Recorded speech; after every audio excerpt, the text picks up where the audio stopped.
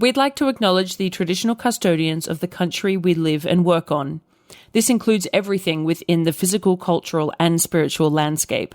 Landforms, waters, air, trees, animals, foods, medicines, stories, and special places. I'm on the land of the Darug and Gundungurra peoples, and Holly is on the land of the Ngunnawal and Ngambri peoples. Welcome to Somebody You Love, or The Sale of Two Titties. I'm Jenna Love. And I'm Holly Hart. And we're experts in disappointing our parents, breaching community guidelines, and banging the people who vote against our rights. For this episode of Just the Tips, it's important for us to say that the sex industry is very broad, and we are just talking specifically about getting started as an independent, full-service sex worker, as that is where we both have the most experience. Our information is really only relevant for so-called Australia. The industry varies so much across different legal jurisdictions and cultural environments. And also, please don't take these episodes as us encouraging anyone to join the sex industry. If you're a listener of our show, you know that we both love our jobs so much, but that doesn't mean it is suitable for everyone.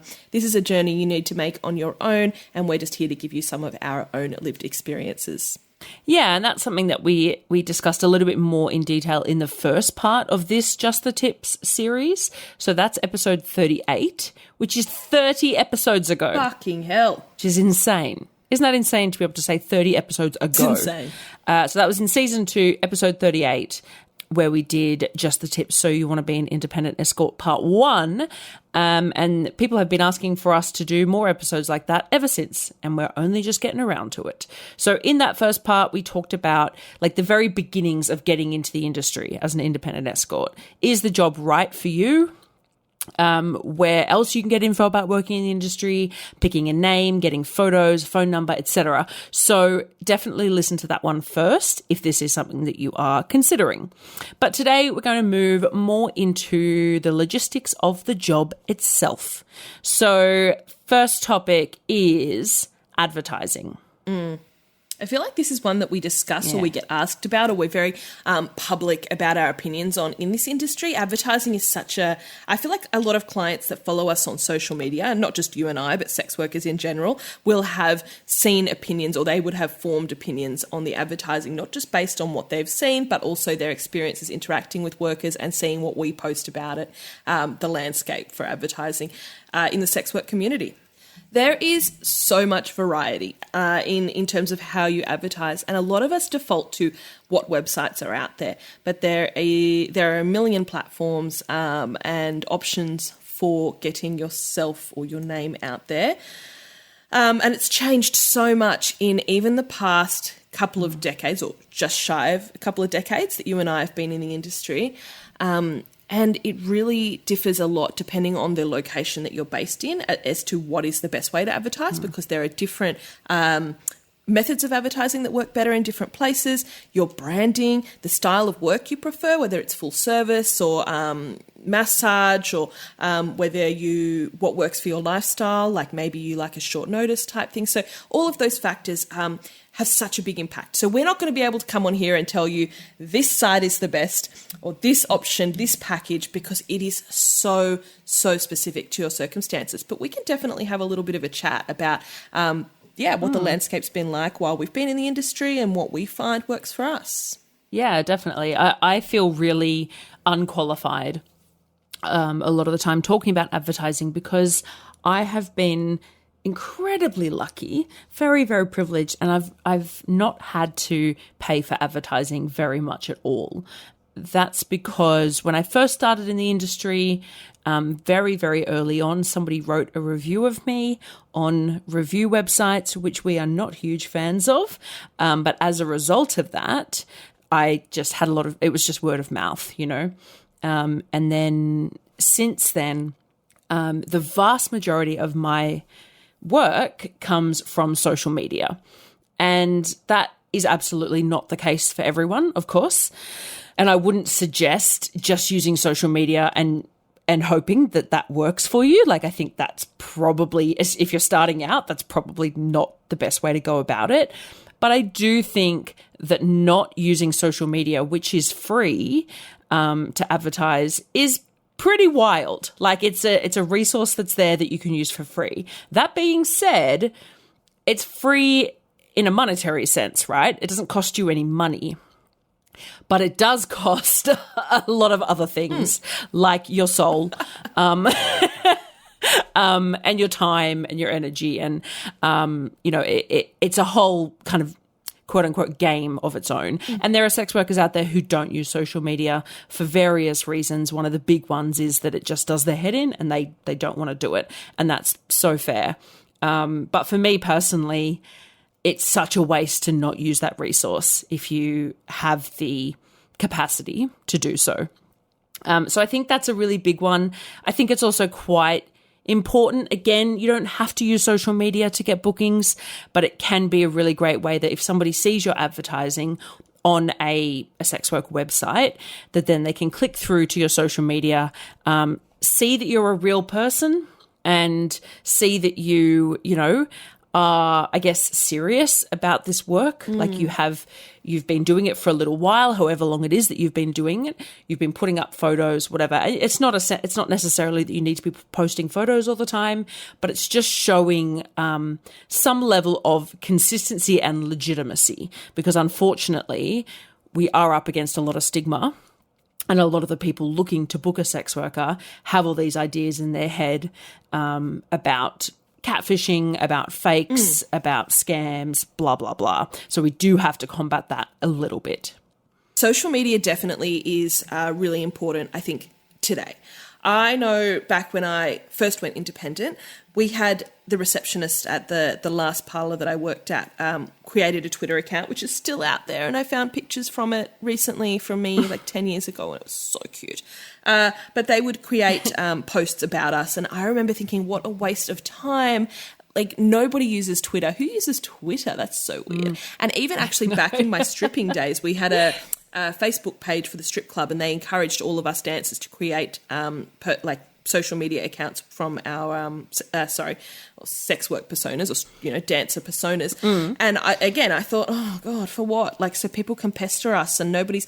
But over the years, I've seen the value of being able to connect with the consumers and the people who potentially are going to book us, and to, as you said, create legitimacy so that people can actually not just connect with us and see some side of personality, but also see that, we're not just some two-dimensional scam written by somebody that doesn't really exist. There's an emotional connection, but also a cerebral sort of connection that you go, well, okay, this is a real person, and that it gives people a sense of certainty over who they are going to see. And I guess the flip side as well, right? Like I was just about to say, because I genuinely 98% of my work, I think, comes from social media. That's huge. Every now and then, it's huge. Yeah. But every now and then I will put an ad up. I'll pay for an ad on a website. I do it sometimes, and I have a profile on a few websites because they're run by peers and I want to support them.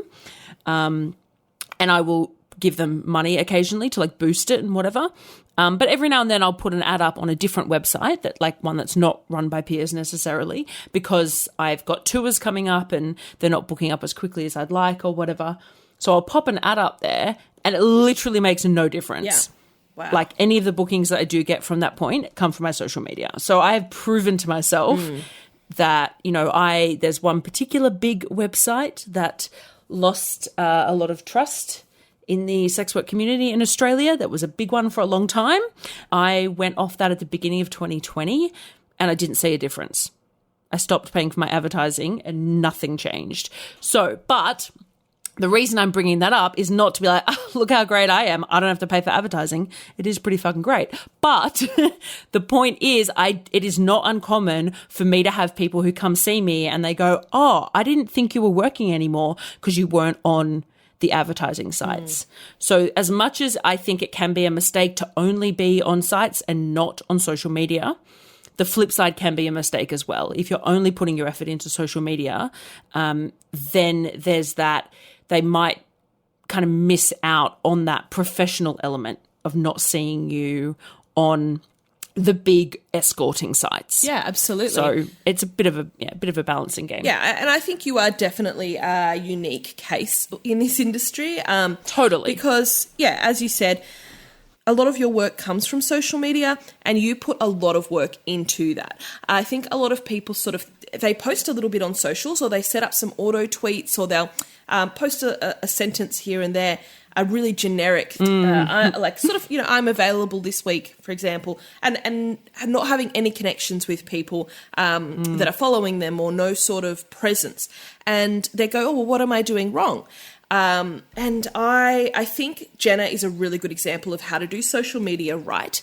Could be a contentious thing to say, because there are, it's not black and white, but I think Jenna consistently posts really high quality images that are, there's a lot of variety. So I think people think, I don't want to make assumptions, but I don't think people realize how much effort goes into a couple of those pictures that Jenna takes. She loves this sort of stuff. She loves to do her hair and makeup, but that doesn't happen automatically. She's got new outfits and lingerie all the time. She puts them together in cool ways. Her hair's not just done the same way every time. She does these little braids and these special curls and these half updos and really bright pops of different colors. And there's a lot of creativity in her hair and makeup to begin with. The outfit. Sometimes you're having an off day. She still, will get up when she's, and I'm speaking on behalf of her, but I know there'll be days where she doesn't feel that great about herself, but she does the photos anyway. And then she schedules and she puts a little fucking caption, and she does this day in, day out, like really, really consistently. And I know there are times when maybe she's a little less consistent and she beats herself up because she's like, oh my God, I have to be perfect all the time.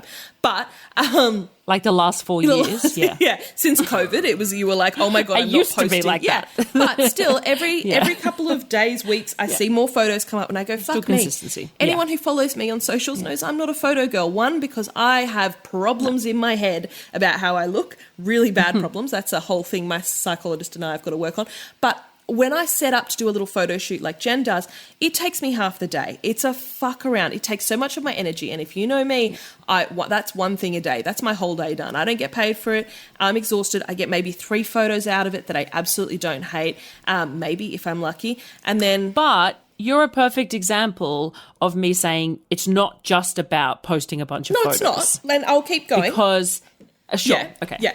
So you do all of this work, and it drives a lot of engagement and not just the photos, but then also you have your blog sort of persona as well. So you have another page which is a little bit more of the nitty gritty. It's a little bit more of the downtime and the real personality, and both of the accounts are quite cheeky, and I think all of those factors work together. But I think the most important thing is that consistency and that showing a variety of facets.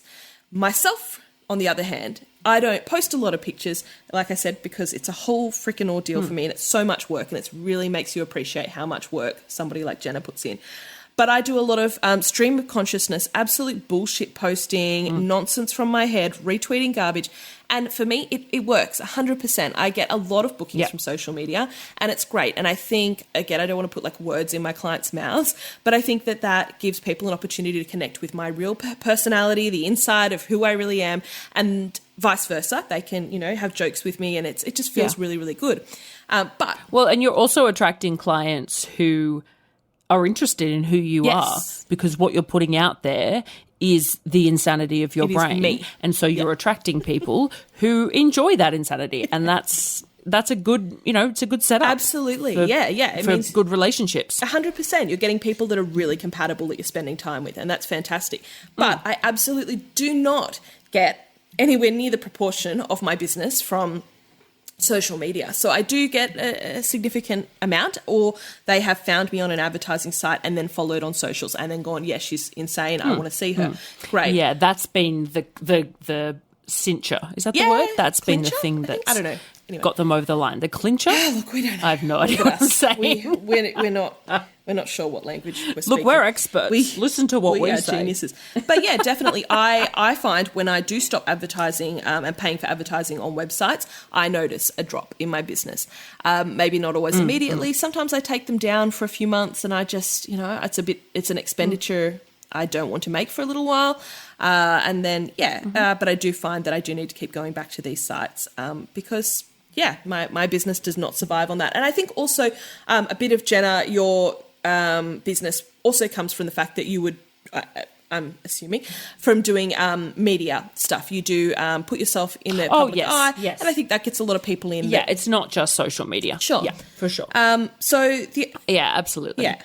What I wanted to talk about was when I first entered the industry as a private worker, the difference between the sites I used to advertise on back then compared to now. So there were back then, there was Cracker/Backpage, which we've talked about on the show before, but that kind of site was beneficial because it was very cheap. Back then it was $1 to advertise on, and it was very high rotation.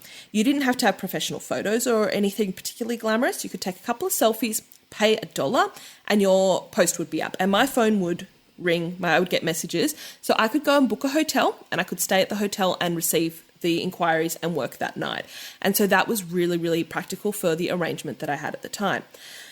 Since then, I started advertising on the sites that are a little bit more expensive and they're not as high rotation. So you pay I'm not going to say high, but a higher monthly fee. And the expectation is to have a higher quality image or higher quality images with your profile. And that sort of doesn't rotate as often. So what I mean by that is that whoever's on that website is on that website and you contact them whenever. Whereas on one of these cheaper sort of sites, somebody is bumped to the top every time they renew their ad. And it's sort of... whoever is at the top is the most likely to be available now, and that's who people will reach out to most when they want to have a booking. So that has changed for me, but there are still a lot of those sites around. I think there's Locanto is one of them. I think Skoka is another one, and I have used them in the past, particularly when I want to fill up some shorter booking sessions. I do find the people who are on those sites are usually looking for shorter notice, shorter sessions, and affordability is a stronger factor for them. So I find also there's a lot more time wasters on those sites in my own experience, but that arrangement might work better for a lot of people, particularly if you're the sort of person who wants to work. But also they're not $1 a day anymore. Yes, you're right. I should clarify. That was a long time ago. They're not even that cheap. They're not that cheap anymore. No, you're right. You're right. Especially if you're advertising. Comparatively. Yeah, definitely. Especially if you're advertising day in, day out on those sites, they may actually end up being more expensive than the other sites. But if you want to, sort of chuck an ad up for a shorter notice period and with a little bit lower stakes, you can try those. And I certainly found them beneficial to me back in the day to that style of work that I was doing. Now that I am so picky about planning my weeks in advance, and I have the luxury of working from my home and being able to not have to cram as many bookings into a hotel stay as I can. I can afford to advertise on a site where I might not have as much short notice visibility, if that makes sense. Hope I've described that well. Yeah. No, I think I was also thinking about, don't know what the word for it is, but like internal advertising, self-generated. I don't know what it is, but because it is not uncommon in sex work to lose your account on different sites, on social media sites, or on advertising platforms, or for the advertising platform itself to disappear, as we all experienced in 2018. I think that what you're seeing a lot of sex workers do, a lot of independent workers do, is have their own newsletter or have their own way of reaching out to their clients and or potential clients. I use my newsletters primarily 95% just for announcing tours. So people sign up to my newsletter and they say what city is their closest. And so then when I plan a tour for that city, I send out a newsletter that says, hey, I'm coming to your city. And I just select the people that have said that they're closest to that city. I send that out to them. And I usually will do that at least 48 hours before I announce the tour publicly. So they've got the first opportunity to book in. So that just gives them a little bit of an incentive. To be on the list, right? And I think that because in this business, like so many businesses, your regulars are your bread and butter. So obviously this isn't super useful advice for if you're literally just starting out and you haven't had any clients, but once you've had a few, it's so beneficial to reach out and say, hey, do you want to see me again? Basically. Now there's all different ways people do this. I think obviously you need to be very, very careful about the way the clients are comfortable being contacted. For instance, sending a text message that says, hey, like sexy, Wanna fuck I'm in town again. Do you want to fuck me again? Like, probably like not the most discreet thing, right? People do it. I don't think it's, I wouldn't suggest that it will gain you the most trust with your client base. Well said. But if it's something where they can opt in and they can say, yes, I want to receive text messages or yes, I want to receive emails, then that's great. There's still always the chance that they'll say that and then 2 years later they've got a partner all of a sudden and then they regret, but that's outside of your control. And, it depends how you word things. Again, saying like, hey, let's fuck. Like, I don't know if it might be your brand. I don't know. But just saying, hey, I'm in town, just so you know, could be useful. Or even if you're not touring, it could be, reaching out. You can offer specials. There's also whatever. There's all sorts of things you can do. But just keeping in mind that the people you've seen in the past, just because they've not booked you again, it doesn't mean they had any problems with you or that they don't want to see you again. They may have just forgotten, which is not great. Like if you're that forgettable, that's unfortunate. But people do get caught up in life, and you got to remind people. Yeah, absolutely. Yeah. I've definitely reached out to clients, and I feel like I don't want to be a little bit of a pick me here, but I often, especially if it's been like a year or something. It's not, and again, I'm being very cautious of how I contact people. I don't want to get people in any trouble. But if I've reached out after a long time, it's because I've thought of that person and I had a good booking with them and I'm like, I'm not sort of doing a hustle of like, you want to come and see me. But I'm like, how you doing? Like, you're good sincerely. And I'm not opening it up for let's have a 2-hour chat. But sometimes I just want to check in. And these are people who do come back maybe once every 3 or 4 years now. Like I've found, but sometimes I'm like, are things good? What's going on? In fact, it's just popped into my head one person that I really need to chase up because I want to know how they're doing. But that I feel like that's fairly harmless, and I feel like if they want to book, then they do. And sometimes, people have just lost freaking track, and they go, "Oh, Jenna, she do you know what? That was actually really fun. I might." Yeah. Or you've changed advertising sites, you've lost a platform, etc., and they can't find you Very again. True. Yeah. Because that happens for us. Yeah. My tiny little tip on contacting people out of the blue, and I mean I only do it with the mass newsletters anyway, but is to not use their name in the message. You can say because plausible deniability. Well, then they can say must have been a wrong number. There's always just gives them that little bit of an out if they need it. Just on the topic of your newsletter, what about having your own website in terms of advertising? Do you think that is vital or? It absolutely blows my mind that there is anyone working independently in this industry who doesn't have a website. I don't understand how people do it. It honestly blows my mind. Like I've had one since the very beginning. Like I was like, I'm starting a business, so I need a website. Like to my brain, those things just go hand in hand. Obviously there can be costs associated with that, but there are definitely ways of doing it cheaper.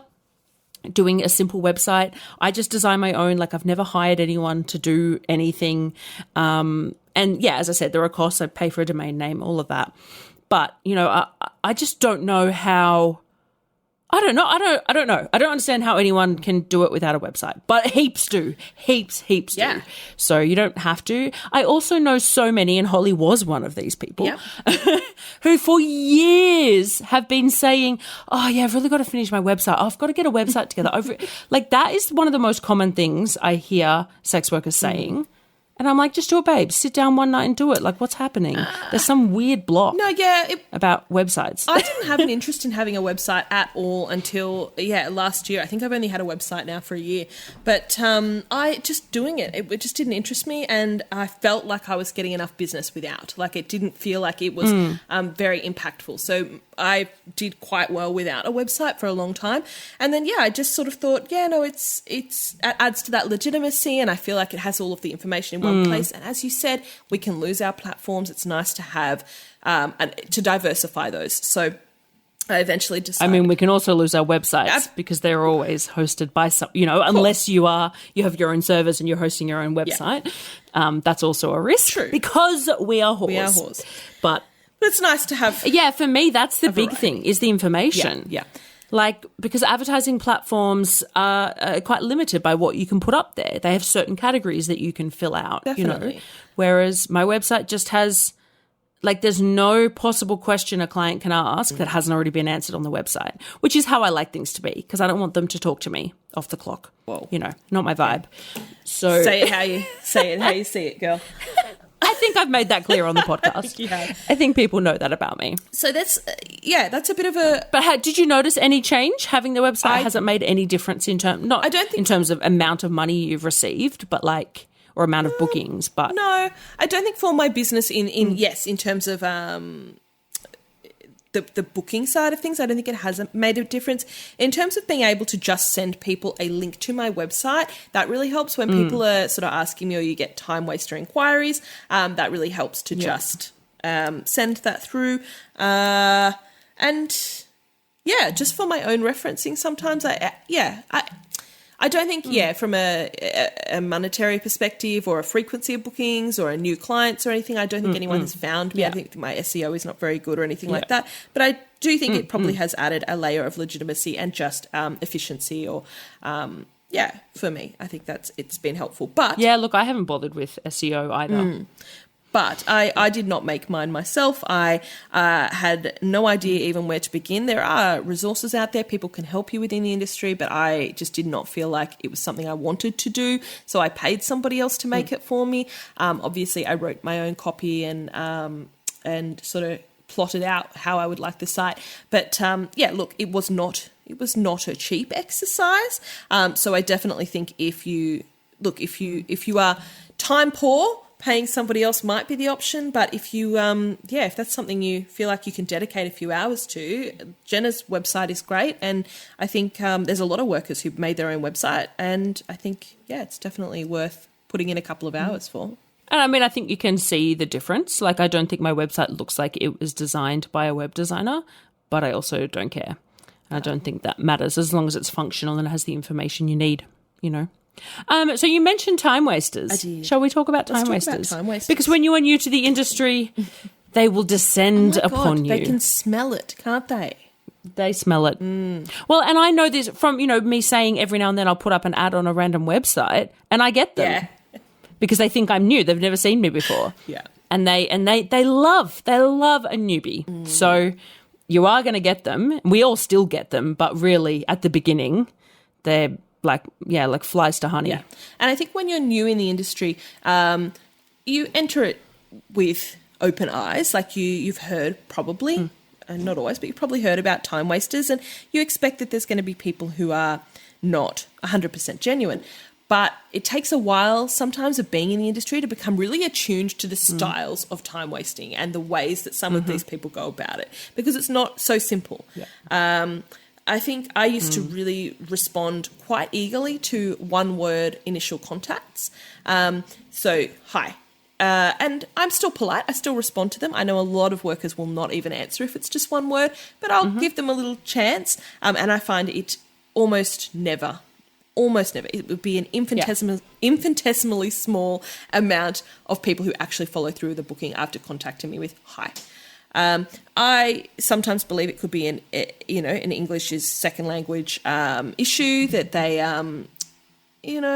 maybe aren't as confident with introducing themselves or that sort of thing, or a cultural thing where they're, not as sure how to go about it, or even just shy. Like, I think there's a lot of people who are just really nervous, and they think that it's like a dating site and that you just sort of say hi. But even then, even on a dating site, you wouldn't approach somebody with a one-word introduction, like hi. Like, I feel like I certainly wouldn't. Any social interaction in life probably should start with, hi, how are you? My name is blah, blah. I'd like XYZ, whether that's a social thing or a business thing. So it speaks to me from, like, it feels like it comes from a place of just not seeing you as a human being to message and say hi. But that's my own perception on that. So for me, that rings as time waster. It's not for everyone. Yeah. I know some people will get bookings from those people, but often that is somebody who's not really invested in going ahead, in my experiences. Yeah, I've had a lot of newbies to the industry ask the question, like, should I respond to them? And I think that's really dependent on your circumstances, because there is a chance that every now and then someone who just writes hi or hey or whatever will turn into a booking. It's a small chance, like there's not many. Yeah. But if you've got the time to sit there messaging with them, and if you're not getting your hopes up, then why not? There's no harm, Take the chance, right? For sure. Yeah, Take the chance, yeah. But if you're very busy because you've got like a civilian job or whatever, and it's costing you to respond to those messages, or if it's getting your hopes up and then you're finding yourself getting upset because they just feel like they're wasting your time, which is what a lot of them are doing, then no, it's not worth it. So there's no hard and fast rule. You may be able to get something out of it, but you got to make your own choice about whether it's worth it. Exactly. And I think, a lot of these inquiries, that's what it comes down to, is what you value more. Do you value that opportunity that potentially you might get a little bit of money out of this person, or is your time right now more valuable? And that's what you decide. And your energy, your psychological energy. I think there's kind of a general rule that a lot of us have, that I used to have when I accepted messages from people, which was like 3 to 5 messages should be all it takes to organise a booking. And if by your third message to them, you're not getting, specifics about when and where and how and what, it's not getting locked down, they're probably wasting your time. Or that may not be their intention, but it is the outcome. I think that's a fantastic guideline. I think that's a really good, starting place. Another way to identify time wasters, which I didn't really recognise early on, and I feel a little bit embarrassed to, I don't want to tell people how dumb and silly I was, but it's not dumb. What is it? You don't know until you know. Just that sort of repeated carrot dangling with no commitment, or and this doesn't tend to come from like an initial inquiry, but you might have a client who books once and everything sort of goes okay, and then they contact you for the next couple of years, and every time they're 100%. Like, I'm going to book, I've got this coming up, or I'm going to do this, or I'm going to do, and because you've met them once, you think, well, this person's legitimate. And so, I guess my point is that somebody who has been a client can still be a time waster. 100%. It's like secondary time wasteritis. It is. That's a thing. And I think I think most of us had that experience of, like, I've always given someone more time if they've booked me in the past, because my brain is like, they're not wasting my time. They are a legitimate client, and they are, but it doesn't mean they're intending on booking me again. Or maybe they are intending, but they're not doing it. So the outcome for me is the same. Yeah. And you just commit so much. And it's not even about committing, but you engage them a little bit more in that lead up, or you'll work out some logistics for it, or they'll talk about certain services that they're interested in, and you'll plot those or whatever. And then the booking doesn't come through. And that is such a letdown when you start to, anticipate this booking coming through, and then it doesn't. And then, that can be really frustrating. Another one that I used to miss a lot when I was quite new in the industry, well, not miss, but again, I was just a little bit naive, was strangers, people who you have not met for bookings before, coming in with huge promises right off the bat. If you have somebody you've never met before coming in and say, I want to take you overseas, I want to go on a 4-week booking, I'm going to buy you this, I'm going to take you on a shopping trip to designer shops and buy you a whole lot of designer outfits, or here's another one I heard a lot in my early days, and especially this is a red flag, approaching somebody who does not advertise as a dom and saying, I really want a fin dom, I'll give you access to my bank account, here's my login, and you can take all my money. If it seems too good to be true, it probably is.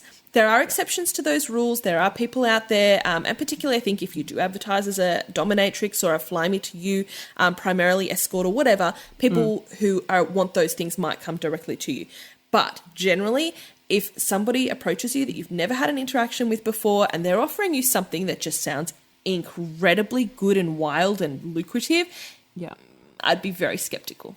I think especially when you're new to the industry as well. Yeah. Like, for a long time, if somebody I'd never met before inquired about an overnight or a 24-hour booking or something, I was like, that's not, like, why on earth would you outlay that cost without knowing anything about me? These days, I have first-timers that will book overnights, and I'm a lot more comfortable with that. But and not all workers are comfortable with that, I should say. No. So if you don't want to spend a night with someone you've never met before, that is fair enough. But it's something I'm comfortable with, and now clients feel like they know me well, or future clients feel like they know me well enough to book something like that in without actually having met. And often it's somebody who's coming from overseas or something, so they can't do a shorter booking beforehand, and that's all fine. But when I was new to the industry, I was like, what the it's a bit sus. You can definitely respond and you can go through with it, but this is probably a good segue into like screening and taking deposits and stuff. So yeah, in terms of screening your clients, we've said on the podcast a million times that every sex worker at every part of the industry screens in some way.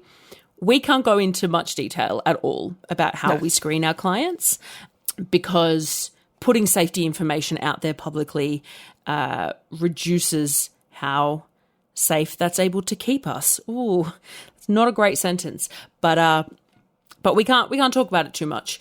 What we can say is that it's really important to get to know sex workers, to speak to your peers, build up relationships with them, and that's how the information will be shared.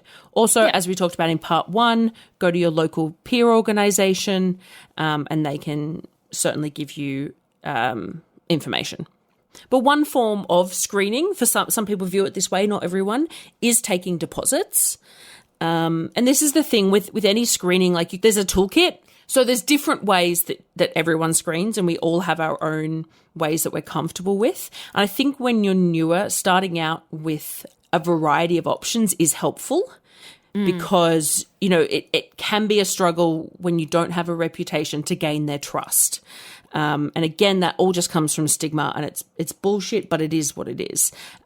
Whereas I think Holly and I now, we've had enough fucking awful experiences, and we have enough of a reputation that we do not budge on our screening. This is the information we ask for, and you give it or you don't get a booking. It's as simple as that. But when you're starting out, when I have spoken to people who are starting out, I've suggested you have your ideal, but you can have different options, and taking a deposit can be one of those options, which is just, it doesn't prove that they're a good person. It doesn't prove it. Screening doesn't prove that anyone's a good person. Well, true. But taking the deposit does say that they are serious about turning up and paying you money.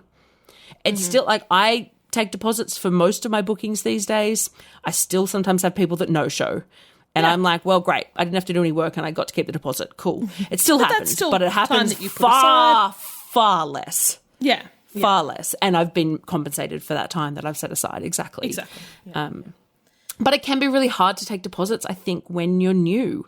Yes. Because people feel like they're sending money to a stranger. Yeah. And, we all grew up being told about not sending money to random people on the internet. And that is like good advice generally, But at the same time, whenever I book in for my hair appointment, my beauty, my massage, my nails, all of those, I pay a deposit. And then I go, I guess the difference is that there's a shop front there. Yeah. I know the name of the business, blah, blah, blah. But it's still quite standard.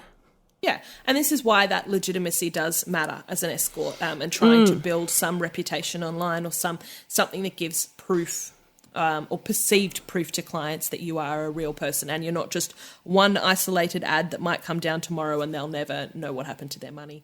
That works. And I think it's important to know that deposits don't have to be a lot of money.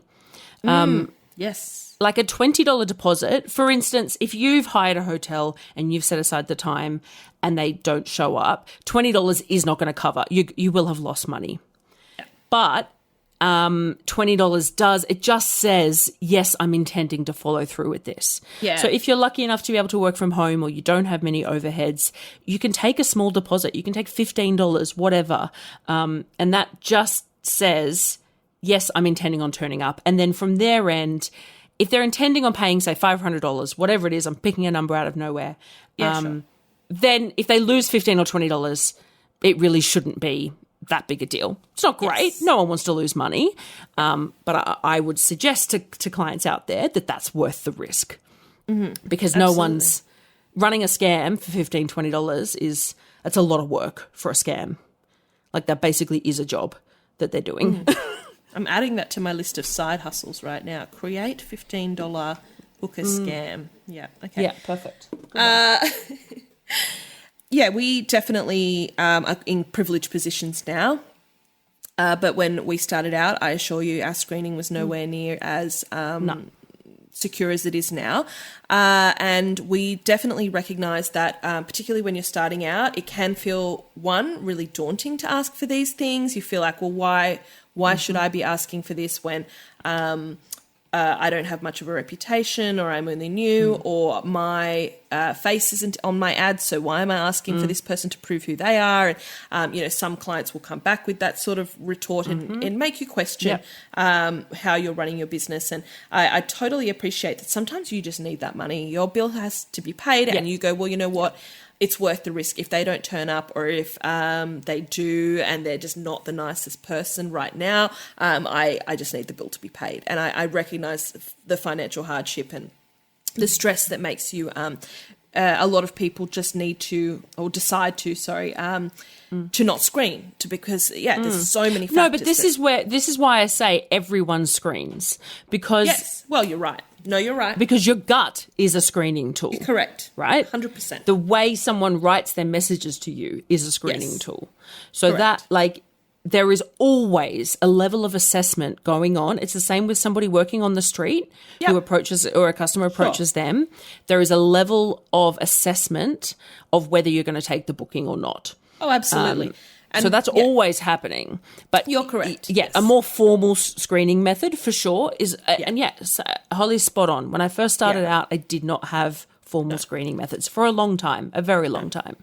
And neither did I. And it wasn't until, you don't want to take this down a really dark path, but it wasn't until something really bad happened and I was not able to take any recourse and keep myself safe that I went, wow, I right now know what's more important to me. And still at that stage, it wasn't necessarily as formal as my screening is now, but it just meant I took heightened precautions. And then over time, again, from experienced and witnessed bad events that I decided to step that up. And again, also from my own privilege and elements of financial security that meant that I could afford to turn away people who would not comply with those requirements.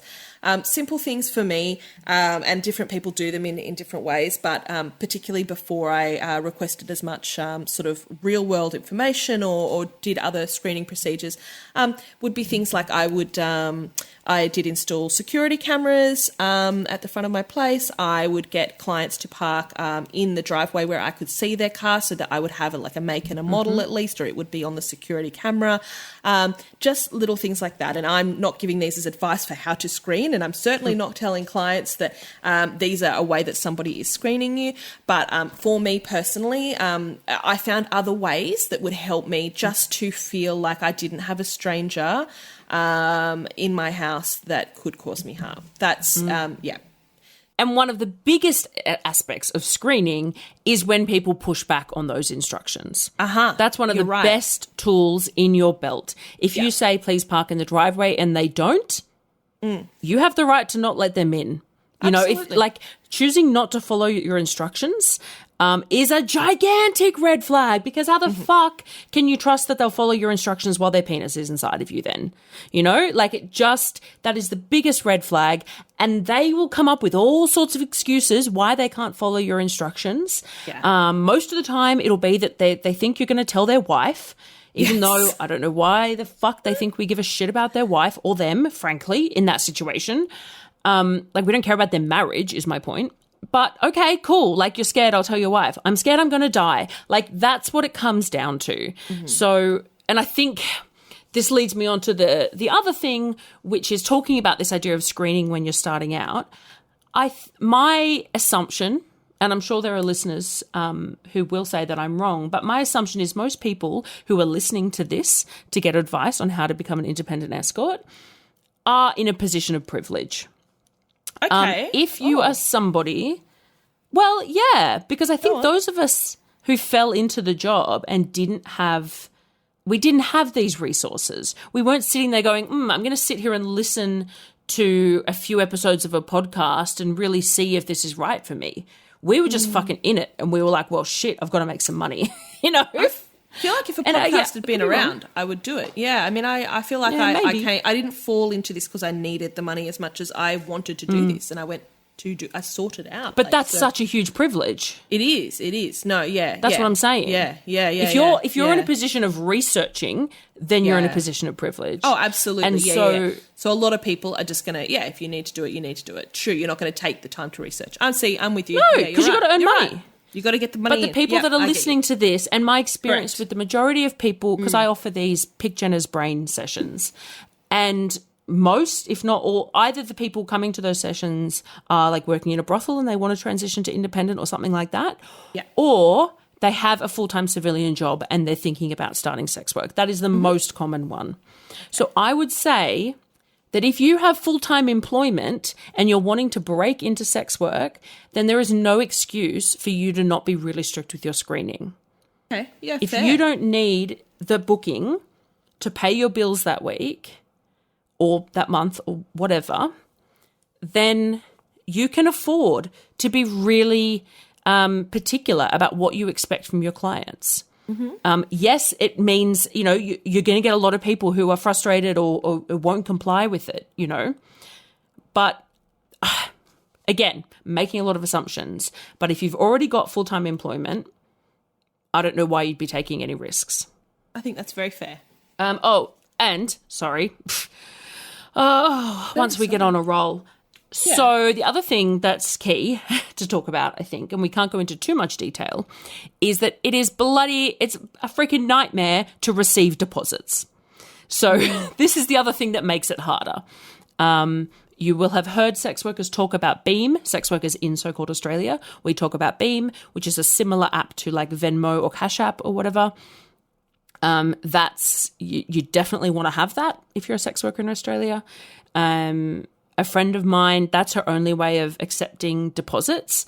And she does regularly get clients who are like, oh, I can't, the app doesn't work for me, or I can't download it, or whatever the fuck. And that's unfortunate, but that's her screening. And because the problem is that our privacy is at risk when giving out bank information. And I'm not going to go into more details about that, but that's the problem. So another option is gift cards. But as you know, gift card, you can't pay your rent with a gift card. No. So it's not ideal. But again, especially if it's a smaller amount, you can get a Coles or a Woolies gift voucher or something. Especially if it's only $20 or $50, then you're just going to use it on your groceries. So that's kind of fine. But that is one option because they don't need to know all your information. They just need to know the email to send it to. There are websites like Prezi, and then some other one I got a gift card from doing this research thing the other day. What was that called? Flexi e-gift card. Oh, yeah. E-gift post. I don't know what it is. And then with those sites, you can then move the gift card to be for Maya or JB Hi-Fi or whatever it is that you want to use it for. Gift cards are an option.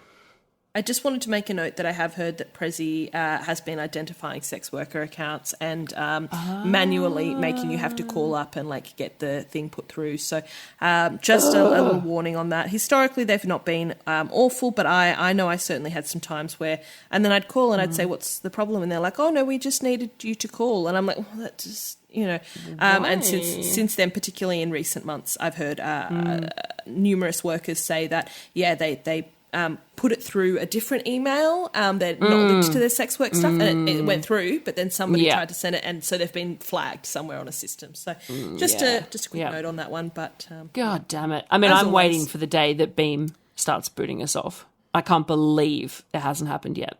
Anyway, that is BEEM. And if you're a sex worker in so-called Australia or a client, you should have it. Okay, so a question that comes up sometimes is, do sex workers need to provide invoices for their clients? No. So the thing is that legally, the answer is yes. because anybody, if it's over $82.50 or whatever the limit is, legally any business has to provide, in so-called Australia, has to provide an invoice if the customer asks for it. But there's obviously there's a big problem with that. And obviously I think, it's very clear, Holly and I are not accountants, we are not lawyers, we are not financial advisors, we are not business experts, blah, blah, blah. But I have heard from multiple accountants who have said that it doesn't make any sense to invoice in your case. I have heard from one worker who spoke to somebody at the ATO, which is the Australian Tax Office, who they said, no, we understand that you would not give out invoices. So, again, if you Google it, legally the answer is yes. But I think what's really important is that there are only two circumstances in which somebody would ask you for an invoice as a sex worker. One would be if they are looking to have your services paid for via the NDIS, in which case they would tell you that's what it's for. I'm no expert on that. Neither of us are. I would advise getting in touch with Touching Base. They are excellent with that sort of stuff. It's all tricky because obviously everything with the NDIS, anything with government schemes is tricky. But in that case, so I have provided invoices because I have seen clients and I'm being paid via the NDIS. But every time I've done it, it has been a problem because they've come back and said, oh no, but your ABN is suppressed. And I've been like, yeah, duh. Obviously, I'm a sex worker. Of course, my ABN is suppressed. There you go. There's another dot point. Suppress your ABN, obviously. But like duh. Like you can't say that people can use the NDIS to access sexual services and then have a problem with those sexual services suppressing their ABNs. Crazy. Anyway, but that is a separate, very niche little thing. It also, while the judgment has been made that it is appropriate for people to use NDIS funding to access sexual services, it's not very common. Mm-hmm. So people saying to you, oh, yeah, the NDIS is going to pay for it, I'd be wanting a bit more information around that because it's actually not that common that people do get that approved on their plan. Again, talk to Touching Base, though. So the only other reason a client would ask for an invoice is as a power play. Yes. Because what, they're claiming it as a work expense? Like, what are they claiming their hooker on? That's why you need an invoice. Or for your record keeping, you can just write it down. You don't need, the only reason will be that they've read, oh, they have to give me an invoice, and oh, that's going to make them uncomfortable, or they'll have to give me their real name, or blah, blah, blah. There's no other reason. Yeah. Exactly. There is no reason. They do not need one, so no, don't give it to them. Yeah, I would say no is a perfectly fine answer in this situation, and I would just remind you that if you are providing an invoice with any identifying numbers on it, like an ABN, that you can be self-doxing, so you need to be so careful with these things. But, of course, please speak to an accountant or similar if you're having any problems with this sort of thing. We are not giving out legal advice. I am not giving financial or legal advice, so do not sue me. Thank you. Yeah. We anal. We anal. So, we anal. Or we anar. Not a... Ah. Oh, yeah. We anar. So, do with that what you will. What an end to the episode. What a way to finish things off. We anal. Yeah, we're pretty good. We should probably explain that on Reddit, or on the internet, I guess. But to say I am not a lawyer, you say IANAL. Yeah. So it's like giving someone advice, and you're like, but I'm not a lawyer. I anal. So we're saying we anal. We are not lawyers. And IANA is I'm not an accountant as well. Or I am a spicy accountant. We've just made that one up. Yeah, that was not real. Yeah. We, as usual, thought we'd get through more, but instead we talked and talked and talked. So we're going to wrap it up there, and next time, part 3, will be us talking about the actual booking itself. That's when we'll get into the booking and the hooking. A massive thank you to the cutest patrons in the world. Thank you to our new very generous somebody, Jeremy. Our even more generous somebodies, the Ashley Stafford, the Rhiannon Rhodes, the Peaches Wild, Nomad, Adele, Andrew, Lachlan, Leslie, Sub London, Mr. E, NK, Scott C, Simon, Steve, Timmy, Wheezy, Luke, Frankie, Is Lost in Thoughts, Cuddle Koala, Stanley Doolittle, insert witty comment here, Den, Damo and Tom. And a extremely thank you to our extremely generous somebodies, Aaron, Andrew, Adam Smith, Pete, the Sienna Saint, Tim, David and Tom. See you next time. Bye. Please look out for us on Twitter, Instagram, Facebook and Patreon. Our name everywhere is Somebody You Pod, as in podcast. Our Patreon starts at just $3 a month, and you can get all of our episodes ad-free and a day early, plus bonus episodes, behind-the-scenes action, bloopers, and more. Thank you for taking the time to listen to the voices of sex workers. And remember, somebody you love might just be a sex worker.